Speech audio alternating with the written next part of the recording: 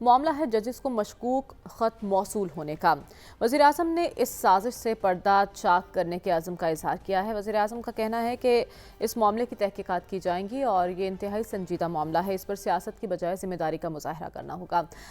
ان خطوط کو ہم ڈسکس کر رہے ہیں تو یہ بات بھی بڑی دلچسپ ہے کہ ان خطوط کی ٹائمنگ بھی بہت ڈسکس ہو رہی ہے، کیونکہ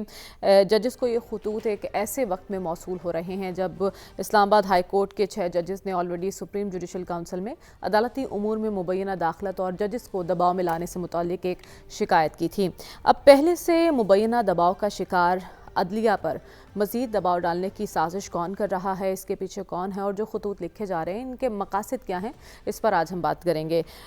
سلمان صاحب، ایک تو حکومت نے جو تحقیقات کی بات کی ہے، آپ کو کیا لگتا ہے کس حد تک حکومت سنجیدہ ہے اس معاملے کی تحقیقات کروانے میں، اور کیا واقعی ذمہ داروں تک پہنچا جا سکے گا؟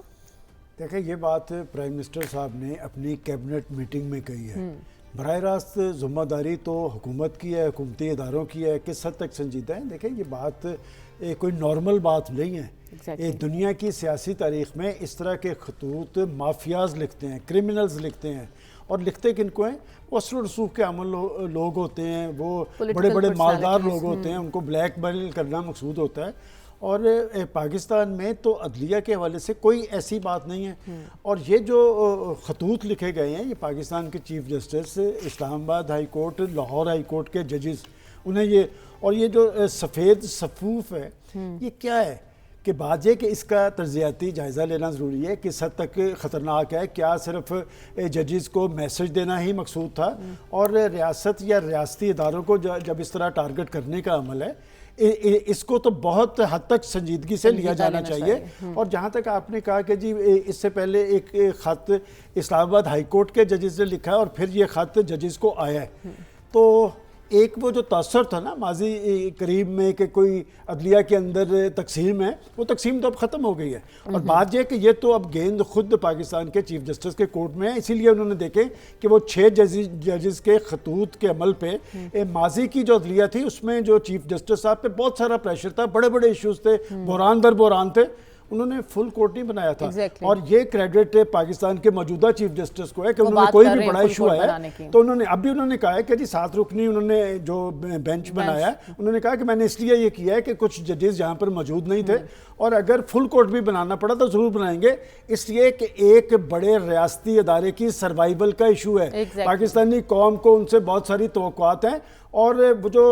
6 ججز نے لکھا ہے یا اب اگر فل کورٹ بنتا ہے، دیکھیں یہ پاکستان کی عدلیہ پہ بھی اونچ نیچ آتی رہی ہے، لیکن پاکستان کے اندر آئین قانون کی بالادستی اور بعض پولیٹیکل ایشوز جو پاکستان کی پولیٹیکل پارٹیز نے حل کرنے ہوتے ہیں، جو حکومتوں نے حل کرنے ہوتے ہیں، کوئی ایسا ایشو نہیں ہے جو انہوں نے خود حل کیا ہو، کوئی ایسی بات نہیں ہے جو انہوں نے مل بیٹھ کے کوئی حل نکالا ہو۔ الیکشن کا عمل تک تو پاکستان کے چیف جسٹس کے کہنے پہ ہوا، انتخابی عمل کے حوالے سے اگر کوئی شخص یکسو تھا تو پاکستان کے چیف جسٹس تھا۔ معاملے کو پار لگا سکے گی، یہ معاملہ کہاں جا کے رکے گا؟ عدلیہ کے رول کے حوالے سے ایک بڑا ڈیسیژن لینا ہے، لیکن اس کی تحقیقات عدلیہ نے نہیں کرنی۔ یہ گیند ہے پاکستان کی حکومت کی کورٹ میں، اور اگر پرائم منسٹر صاحب یہ کہہ رہے ہیں، اور انہیں یہ بھی سوچنا چاہیے کہ آج اگر عدلیہ کسی حوالے سے کمزور ہوتی ہے تو کل کو انہیں بھگتنا پڑے گا۔ ماضی کے اندر انہی عدلیہ سے ان کو ریلیف ملا ہے، اور آنے والے وقت میں دیگر سیاستدانوں کو بھی ریلیف ملے گا، اور ان کی آخری ریلیف عدلیہ سے منسلک ہوتی ہے۔ اور جن معاشروں کے اندر عدلیہ کمزور ہو جاتی ہے وہ معاشرے زیادہ دیر تک قائم نہیں رہتے۔ میں سمجھتا ہوں کہ حکومت کو اپنی پوری ذمہ داری ادا کرنی چاہیے، اور ریاستی اداروں کو اس حوالے سے جواب دہ بنانا چاہیے کہ آخر کون سا ایسا مائنڈ سیٹ ہے جو پاکستان کی عدلیہ کو ٹارگٹ کرتا ہے۔ حکومت تو کہہ رہی ہے ہمیں ذمہ داری کا مظاہرہ کرنا ہے اس معاملے پر، لیکن یہ بھی کہا جا رہا ہے کہ دودھ کا دودھ اور پانی کا پانی ہوگا۔ ارشاد بھٹی صاحب، کیا لگتا ہے آپ کو اس معاملے میں